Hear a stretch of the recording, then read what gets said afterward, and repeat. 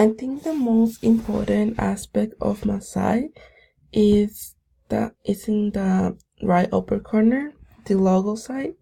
When you click on it, it takes you to the main page.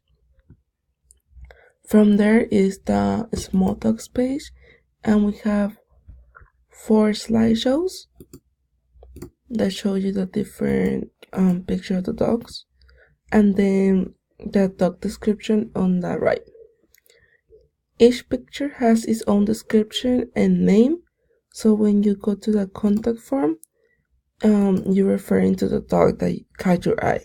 For example, let's write Nala, first name Jocelyn, and then email,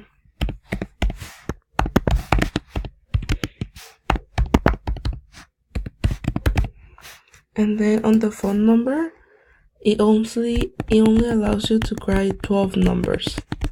So when you reach the 12, you cannot write anymore. And for the comments, and